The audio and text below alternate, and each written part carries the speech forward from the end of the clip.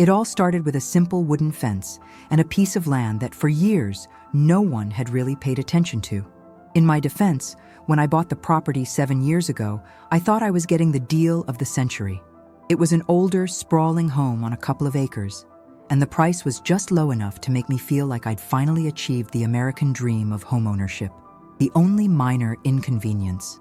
The neighbor to the north, a man I'll call Gary, who looked exactly like the type of guy who'd asked to speak to the manager of a lemonade stand. And, as I would soon discover, Gary believed that anything slightly inconvenient to him was automatically my problem. Our properties bordered each other along a somewhat overgrown, unpaved section that led back to a small creek. Most of the properties in the neighborhood were set up similarly, with long, private driveways running straight from the main road. But Gary's house, which he was always quick to remind me, was worth at least double mine, a claim I strongly doubted, had a slightly more awkward access point. To get his massive RV and boat out of his side yard, he had to make a wide, sweeping turn that often involved cutting across the very edge of my property line. For years, I didn't care. It was just grass and weeds. Live and let live, right? That was my philosophy. I had enough going on with my own life to worry about 3 feet of dirt Gary drove over twice a month. But for Gary, live and let live was an invitation for him to start drawing the property boundaries wherever he pleased. The first confrontation was mild, a little test balloon he sent up. I had finally decided to put up a nice, respectable-looking fence. Nothing fancy, just a standard 6-foot cedar privacy fence, along what I believed was the official survey line. I even had a copy of the plat map from the closing to prove it. I was about halfway done, sweating through a humid Saturday afternoon, when his voice boomed across the yard. "What in the hell are you doing, man?" he yelled, stalking across his lawn, his face already red. I put down my post hole digger and straightened up, trying to keep my voice even. "Hey, Gary, just putting up a fence. Gotta keep the dog out of the creek, you know?" He didn't even acknowledge the pleasantry. "Yeah, I know, but you can't put it there," he insisted, jabbing a thick finger towards the post I'd just cemented. "That spot is my right-of-way." Now, I'm not a legal expert, but I knew what a right-of-way was. It usually meant a public path or a utility access point. "Gary, this is my private property. I checked the deeds. There's no public right-of-way here." He scoffed, his hands on his hips. "No, not a public one. Mine.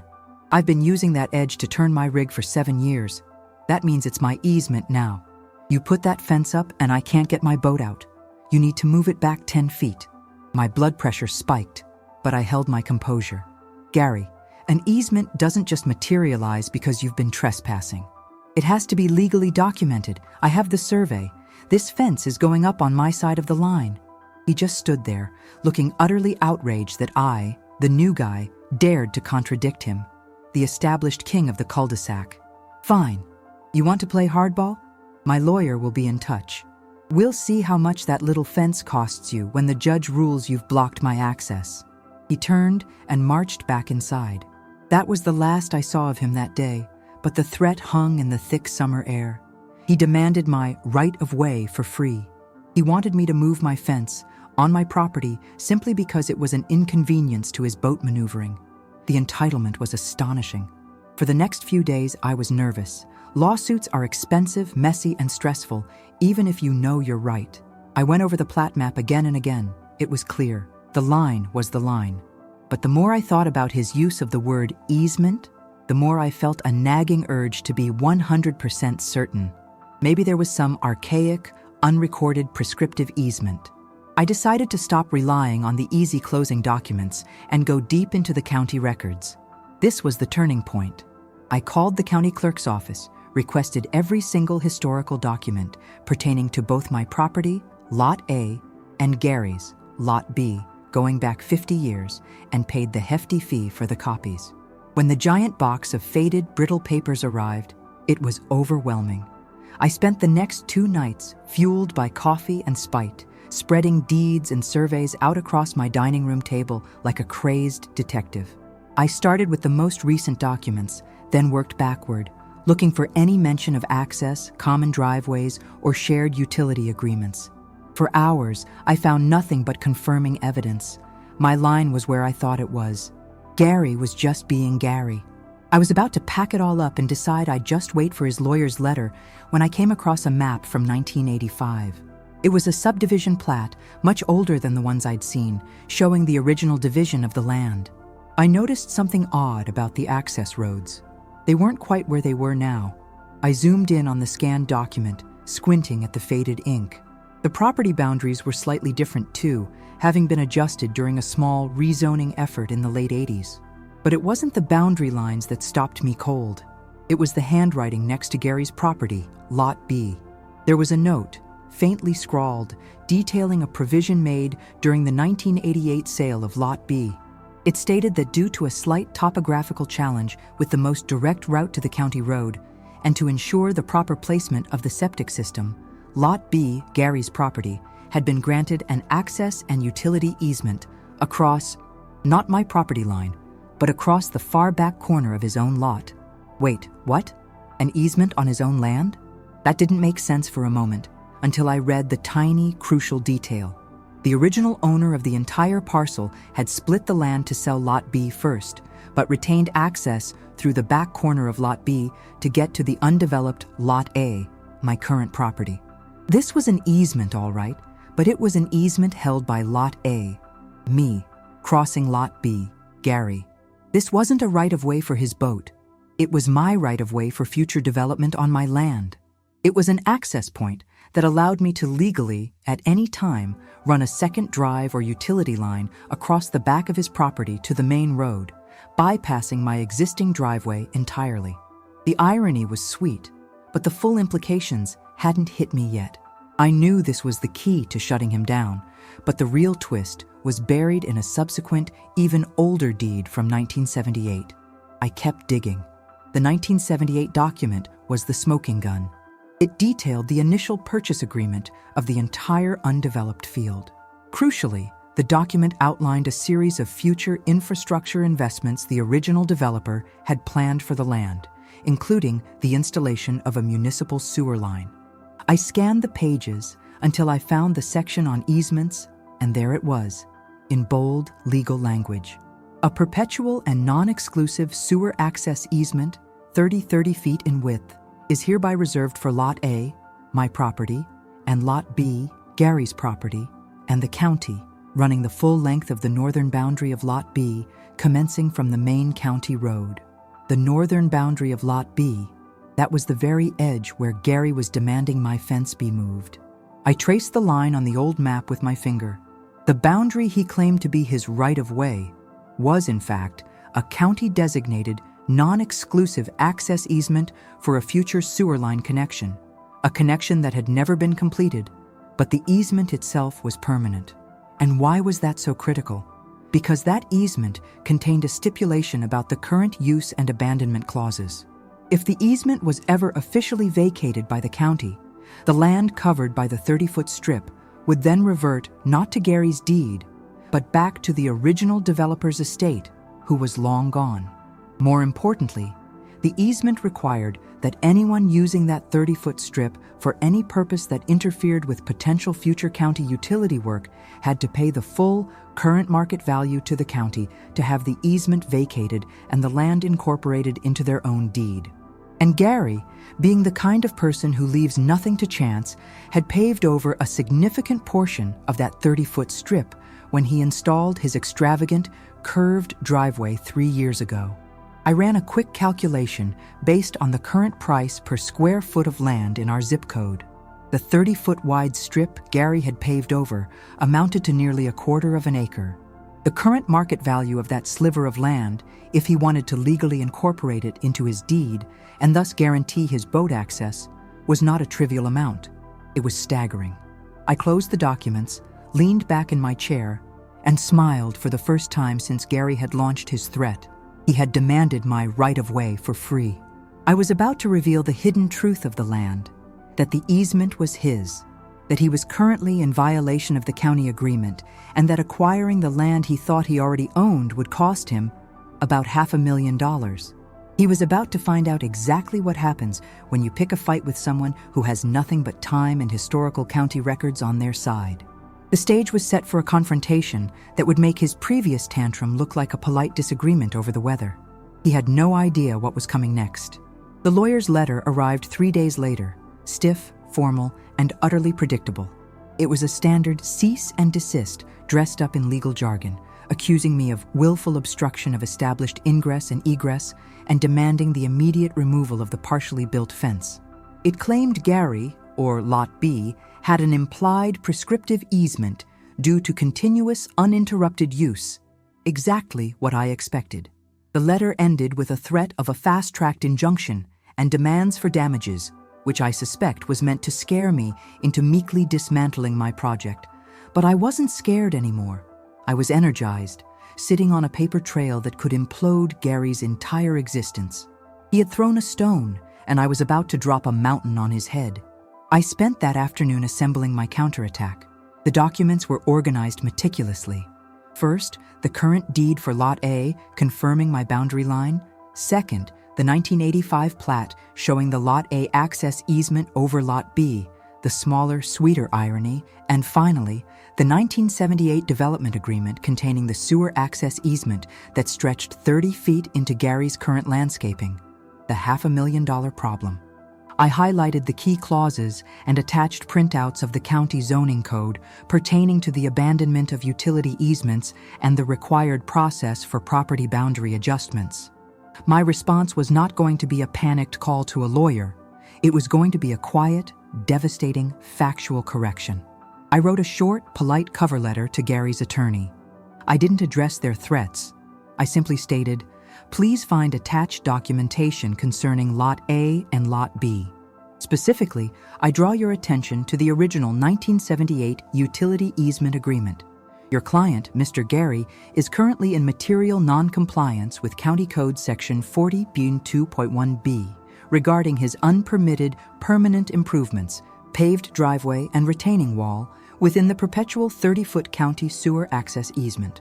I advise your client to immediately consult with the County Planning Department regarding the requirements for vacating this easement as per the conditions of the 1978 agreement, which require a full market rate purchase and title clearing process. The estimate for this process, given the size of the encroachment, is substantial. I look forward to your revised assessment of this matter." I sent the package via certified mail, and then I waited. It was the hardest part. The silence felt enormous. I watched Gary now, with a different eye. I saw him mowing his perfect lawn, oblivious to the legal ticking time bomb underneath his meticulously maintained concrete driveway. His arrogance was still there, but to me it looked fragile, like thin glass. 2 days later, my phone rang. The number was blocked. I almost didn't answer it. It was Gary's lawyer, sounding nothing like the aggressive shark from the letter, but hurried and slightly exasperated. "Mr. Narrator's name," the lawyer started, foregoing all professional pleasantries. "I received your package. Could you possibly clarify the meaning of these archaic documents? We're finding some discrepancies." I kept my voice calm, professional, and slightly detached. "They aren't archaic, counsel. They are the foundational deeds for our properties, and the 1978 agreement is the governing document for that particular 30-foot strip. The county records are very clear. Your client paved a permanent utility easement without permission. That easement cannot be removed, and the land incorporated into his deed without a full process. My simple fence is the least of his concerns." The lawyer sighed heavily. "Yes, we see the language now. We're scrambling to get an appraisal of the affected land right now, but your estimate in the letter is quite high, sir."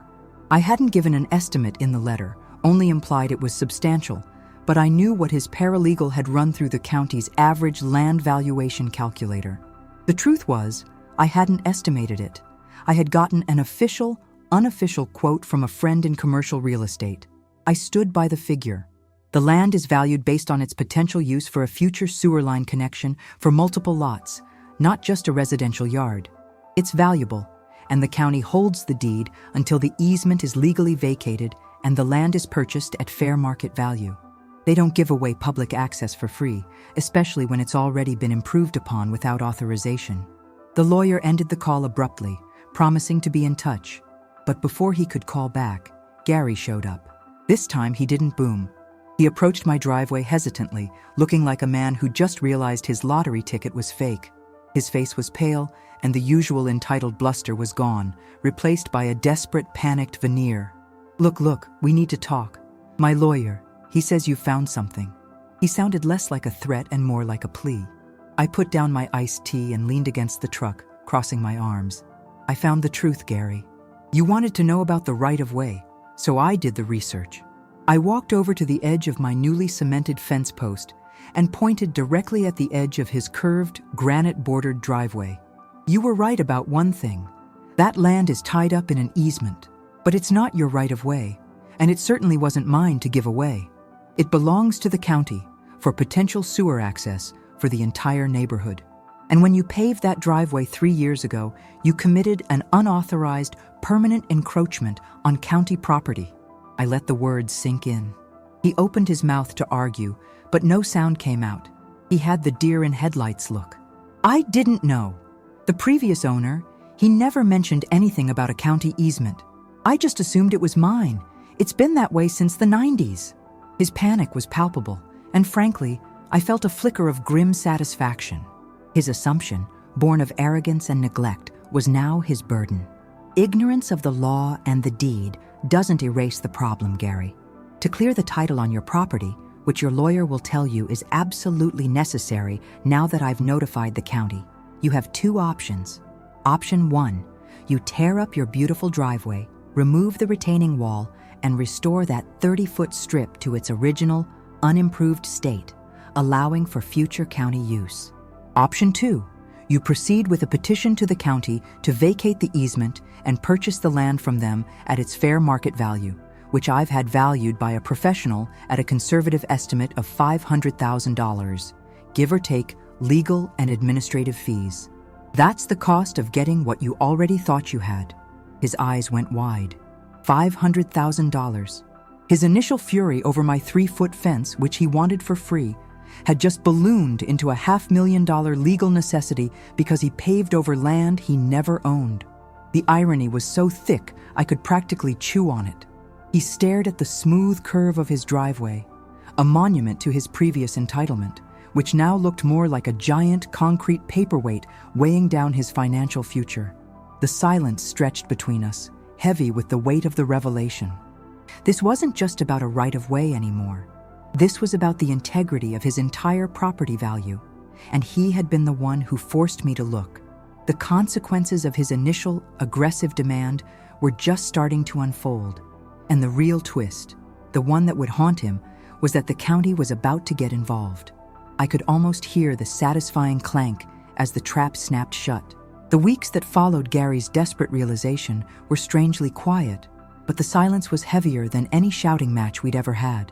It was the silence of lawyers' billing hours and planners reviewing dusty blueprints. Gary stopped making eye contact.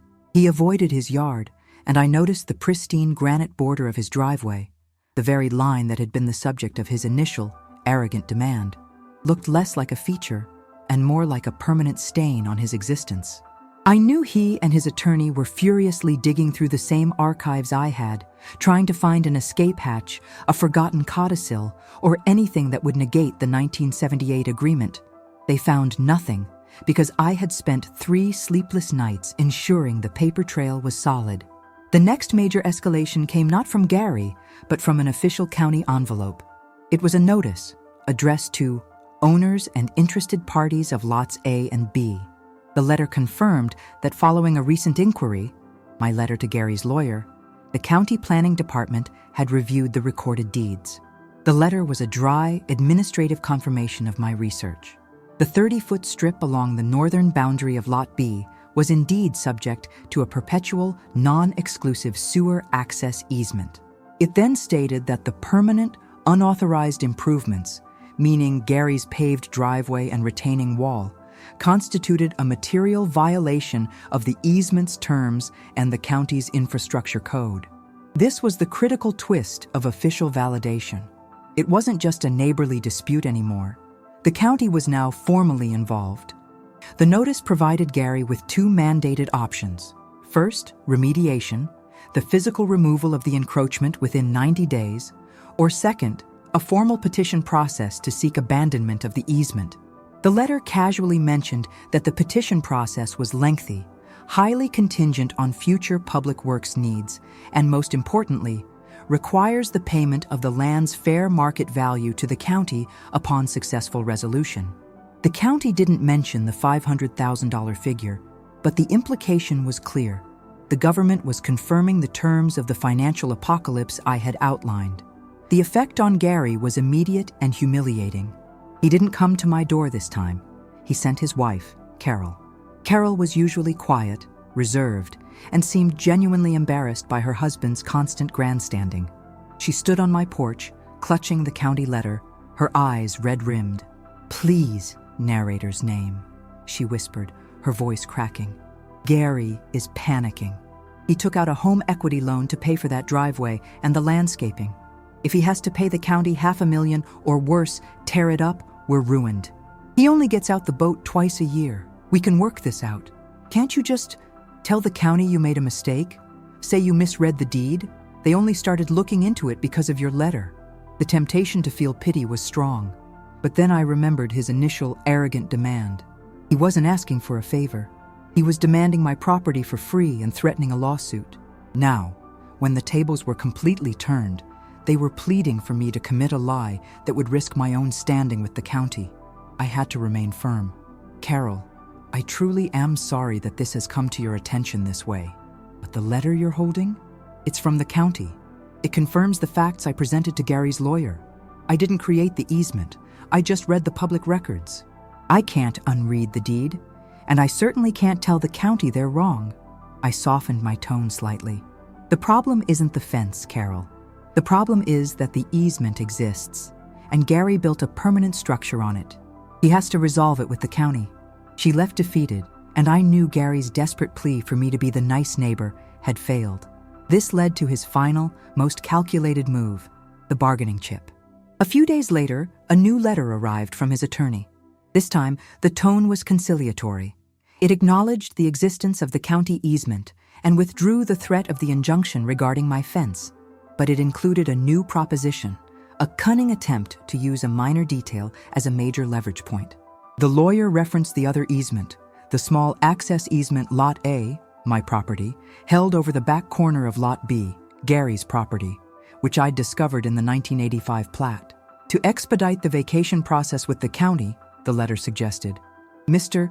Gary is prepared to cover all legal costs associated with drafting and recording a document whereby Lot A formally relinquishes its rights to the secondary access easement over Lot B, thereby simplifying the property lines and demonstrating a good faith attempt to resolve all outstanding boundary issues." They thought they were giving me something valuable to drop. They thought they could trade my little easement, which I had only discovered by accident and had no immediate plans to use, for my agreement to somehow minimize the county's scrutiny on the $500K problem. But they didn't understand the real estate game. The Lot A easement, though small, was crucial. It wasn't just about an alternate driveway. It was about the future subdivision potential of my property. By giving me a second, legally established point of access to the main road through their property, the developer had essentially made my land eligible for a potential future, split into two smaller, developable lots. Relinquishing that easement meant losing hundreds of thousands in potential development value down the line. I realized then that this was the moment to deliver the final, most strategic blow. It wasn't about revenge. It was about making sure I secured my own investment. I drafted my final response, detailing the impact of relinquishing my easement on the long-term value of Lot A, explaining that my acceptance of their offer was non-negotiable, and then I delivered the real killer twist. I informed them that the only way I would even consider relinquishing my Lot A easement was if Gary formally and publicly withdrew his initial demand, accepted full responsibility for the county easement issue, and paid me a consulting fee for the time and effort I expended uncovering his $500K problem, a fee that I set strategically at $50,000. It was a high number, designed to be insulting, but it solidified my position. I was no longer defending myself. I was negotiating the terms of his surrender. The initial conflict had been about a small fence and a free right-of-way. The final negotiation was about a $500,000 problem he created, a $50,000 settlement I demanded, and the secret future value of my land he desperately wanted to clear up. The stakes had never been higher, and Gary was about to find out how expensive a cheap demand could be. My counteroffer, the $50,000 consulting fee, and the formal withdrawal of his threats was not subtle. It was a direct consequence of his arrogance, a financial penalty for wasting my time and forcing me to uncover his own massive blunder. I waited 3 agonizing days before I heard back. The call came late on a Tuesday evening, this time from Gary's lawyer, and his controlled fury was palpable. "Mr. Narrator's name," the lawyer hissed, his voice tight. "We received your letter. $50,000? Are you serious? This amounts to outright extortion. We are discussing a minor fence dispute that you escalated." I smiled faintly, knowing I had him cornered. "Counsel, let's be clear. Your client demanded my property for free and threatened litigation over what he mistakenly believed was his right. The result of that threat is the discovery of a $500,000 problem for him and a clouded title. My fee is for the professional research I conducted to identify the true property line issues, research that your client is now relying on to structure his defense with the county. You are offering me a trivial concession on my Lot A easement, whose long-term value for future subdivision is easily over $100,000. $50,000 for my time and the non-exclusive relinquishment of my rights to the Lot A access is a bargain, considering the alternative." The negotiation was a brutal back-and-forth dance. They tried to drop the fee to $10,000, then $20,000. They argued that the Lot A easement had been dormant for 30 years and was worthless. I countered every point calmly. A dormant right is still a right, counsel. And the moment I sell Lot A, that easement becomes very active for the new buyer. The problem is simple. You need me to cooperate to clear my easement off his title, to make his property appealing to potential buyers or lenders, while he needs to clear the $500,000 county easement. My cooperation comes at a cost. I held firm. $50,000 or no deal, and I would leave them to wrestle with the county alone. The real desperation, however, wasn't about the $50,000. It was about the cold, hard, undisputed fact of the county's official involvement. I learned, through a casual conversation with a municipal planner I had consulted earlier, that Gary was trying to refinance his home. He had a substantial balloon payment due on his current loan, and he needed new financing fast.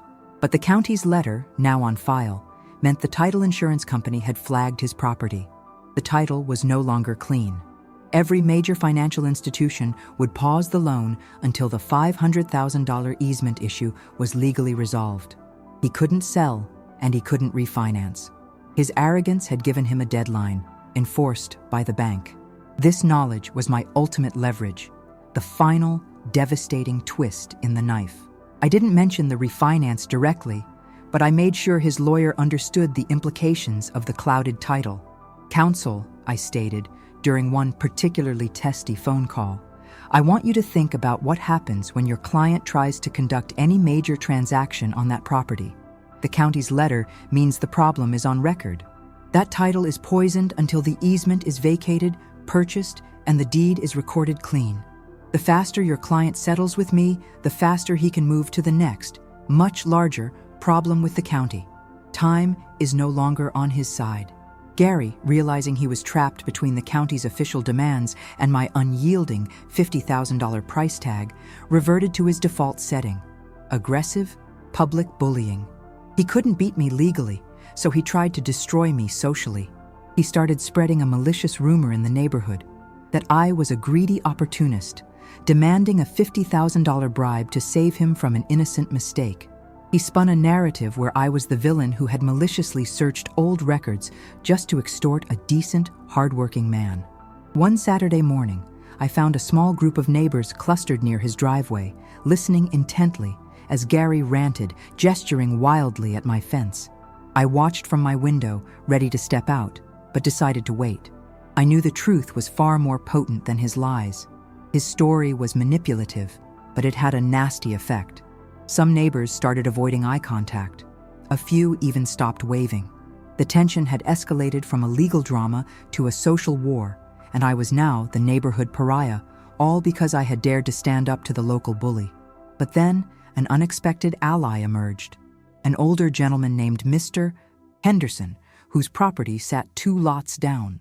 Mr. Henderson had lived in the area since the 1970s and, more importantly, had a keen memory. He walked over to my fence line while Gary was taking a break from his public performance. "Don't let Gary bother you, son," Mr. Henderson said quietly. "He's always been trouble. But I remember that development plan. That 30-foot strip, the one he paved, it was always meant to be the common property line buffer. It was supposed to stay unpaved in case the city ever extended the sewer line up here." Mr. Henderson leaned closer and lowered his voice, adding another unexpected twist. "And more than that, I remember when Gary built that driveway. He didn't just make a mistake.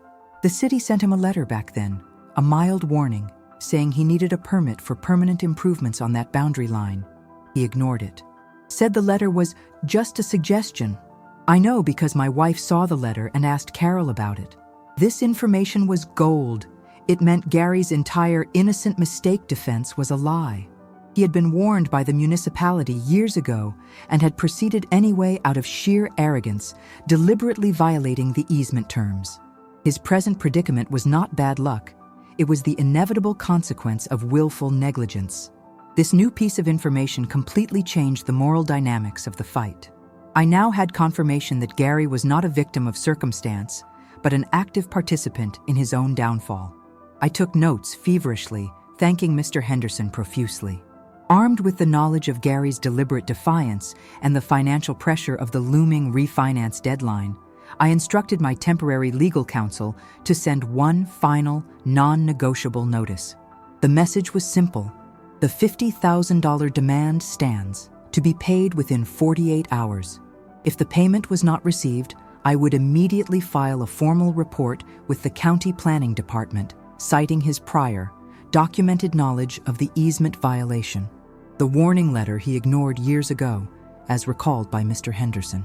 This would elevate his violation from an innocent encroachment to a deliberate disregard of zoning and easement law, potentially triggering heavier fines and a mandatory immediate remediation order, forcing him to destroy his driveway before his refinance closed. I was done negotiating. It was time for the final crushing blow. The 48-hour countdown was the most intense period of the entire saga. It wasn't just about the money. It was about the principle, the power of documentation, and the complete reversal of fortune. Gary's initial threat had cost him his peace of mind and put his financial stability at risk. My ultimatum, $50,000, or the documented proof of his willful negligence goes straight to the county, had boxed him into a corner with no escape. Every time I looked out my window, I saw him pacing near his beloved granite-bordered driveway, the structure that was now a ticking time bomb on his balance sheet. The neighborhood silence was still heavy, but now it was tinged with nervous anticipation. Word travels fast in suburban life, and while Gary had successfully painted me as the greedy aggressor, many people also knew his history of entitlement. They knew he was the kind of person who would push until someone pushed back harder. And I had pushed back with the full weight of county code and historical deeds. On the morning of the second day, about 12 hours before the deadline, Gary made his final, pathetic personal maneuver. I found a scrawled, handwritten note shoved into my mailbox. It wasn't signed by him, but the handwriting was unmistakably his, shaky and desperate. The note was an incoherent mix of threats and pleas, warning me that I would regret making an enemy of him in the community, calling me an unchristian opportunist, and then abruptly ending with a final desperate sentence. "Just meet me halfway, man. This is destroying my life. Please." It was a portrait of a broken man, but it didn't change the facts. I had extended an offer based on legal facts and his past behavior. His emotional distress was a consequence of his own actions, not mine. I filed the note safely away. The phone call came at 3:00 p.m., barely 6 hours before the deadline was set to expire. It wasn't Gary, but his lawyer, and the lawyer sounded utterly defeated. He didn't bother with the usual aggression. His voice was low and flat, confirming my suspicions about the refinance pressure. "Mr. Narrator's name, we are under a severe time constraint with the title company. The documents you presented regarding the Lot A easement, while we maintain it's a trivial right, are sufficient to halt the refinance until the matter is cleared." He paused, gathering his breath for the concession. "We accept your terms. the $50,000, and the full, permanent relinquishment of the Lot A access easement. My adrenaline spiked, but I kept my voice perfectly level. Understood, counsel. The funds must be verified in my account before any documents are signed, and I require a formal, signed, and notarized statement from Mr. Gary, withdrawing all claims, threats, and allegations related to the initial dispute. That withdrawal must be explicitly referenced in the new deed for the Lot A easement relinquishment. This wasn't just about money, it was about public victory. I wanted his formal admission of defeat on paper. The following day was spent entirely at the title company's office. It was a surreal experience. Gary and Carol sat across the table from me, neither looking me in the eye. Gary was silent, a ghost of his former arrogant self, occasionally wiping his brow. Carol looked heartbroken. The attorneys shuffled the papers, but the transaction was clean. The first document was the wire transfer confirmation, showing $50,000 had moved from Gary's account to mine. The second was the formal withdrawal of his claim, a legal document stating that the boundary dispute was resolved and that all prior threats of litigation were null and void. The third document was the grant deed, formally selling the Lot A access easement to Gary for the value of the $50,000 fee, finally clearing that particular title issue for him. As I signed the papers, officially giving up the future subdivision potential of my land, I did so without regret. $50,000 in cash, a confirmed victory, and a quiet neighborhood were worth more than a speculative future. As the notary stamped the final page, Gary's lawyer spoke up. The Lot A easement is clear. We can now proceed with the refinance closing, Mr. Gary. We must now turn our full attention to the county sewer easement issue. This was the final, defining moment.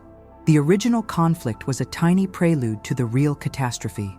The $50,000 was just the price of admission for Gary to start dealing with the problem he had created. He had paid me an immense sum just to clear a second, separate minor easement so his bank wouldn't walk away entirely.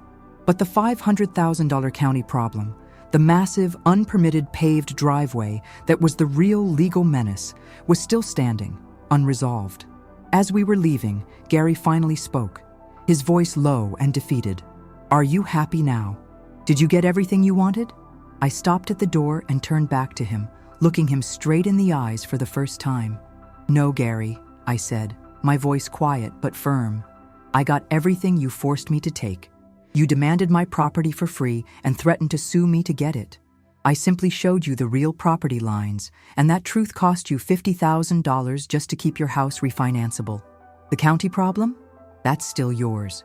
You picked this fight, and you lost big." I walked out, leaving him alone with his lawyer and the prospect of fighting a $500,000 battle with the county, a battle I knew, thanks to Mr. Henderson's testimony, he was already destined to lose because of his own prior arrogance. The whole neighborhood could feel the shift in power, and I knew the next phase of the dispute, the fight with the county, would be the final crushing chapter in his entitlement saga. The $50,000 hit my bank account, but that was just the immediate fallout. The real final act of this absurd saga was the inevitable confrontation between Gary and the county planning department over the $500,000 sewer easement. Having successfully cleared the title for his refinance, the only piece of the puzzle he absolutely needed to solve urgently, Gary now had to tackle the permanent, structural damage he had done to his own property's integrity. I didn't have to follow the meetings in detail. The neighborhood gossip and the public record told the whole story, because I had armed my own temporary legal counsel with the details provided by Mr. Henderson. Specifically, the fact that Gary had received a warning letter years ago and deliberately ignored it. The county was not in a conciliatory mood. This moved Gary's violation from simple negligence to willful disregard, removing any potential sympathy or easy bureaucratic solution.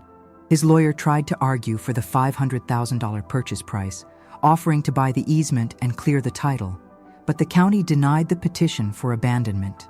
The county's formal response was devastatingly logical.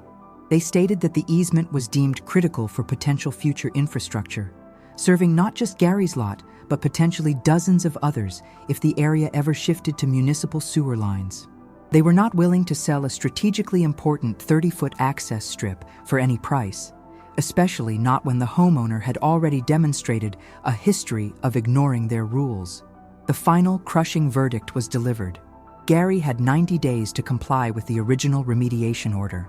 He had to physically remove the entire unpermitted structure, the paved driveway, the granite borders, and the retaining wall built on the easement, and restore the area to its original, unimproved grade.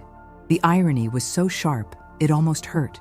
He had risked everything to save 3 feet of pavement that allowed him to turn his boat, only to have to destroy 30 feet of his most expensive landscaping, all because he couldn't stand the sight of my humble wooden fence. The day the demolition equipment arrived was a quiet spectacle. A bright yellow excavator, a blunt instrument of municipal justice, sat on the edge of the newly secured property line. I watched from my finished, pristine cedar fence, sipping coffee. The operator systematically tore through the granite and the thick, reinforced concrete that Gary had poured years ago. The sound of the hammer breaking the expensive, curved driveway felt like the physical dismantling of Gary's arrogance. He didn't come outside. Carol stood by the window, watching the destruction of their investment, her face blank. It took 3 days. The beautiful, sweeping driveway was reduced to rubble and hauled away. The 30-foot strip was exposed again, just dirt and torn-up roots, awaiting the new grass seed. His property, once the monument to his excessive spending, now looked visibly scarred, cut in half by a raw, unpaved strip that the county was still legally entitled to use at any time. The aesthetic damage was total, and the financial cost of the demolition, the hauling, and the remediation was easily another $30,000 on top of the $50,000 he had paid me. His $500,000 problem was solved, not by spending $500,000 to buy the land, but by spending $80,000 and losing the land anyway. The aftermath was exactly what I had anticipated. Gary sold the house 6 months later, taking a significant loss because the property disclosure had to include the mandatory note about the perpetual, unvacatable county access easement running right through the heart of his side yard. No amount of staging or repainting could hide the permanent, raw scar in the land where his ostentatious driveway used to be.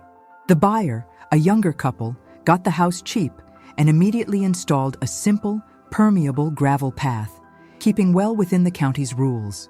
They were quiet, polite, and they even waved. The neighborhood finally had peace. As for me, the story wasn't just about the money or the moral victory. It was about the confirmation that due diligence and sticking to your principles always pay off. I spent a few nights researching old deeds, and in return, I was able to secure a $50,000 settlement, maintain my property line, and remove a toxic presence from my neighborhood. That $50,000 paid off a large chunk of my own mortgage, making my own dream home feel even more secure. The irony of it all is what will always stick with me.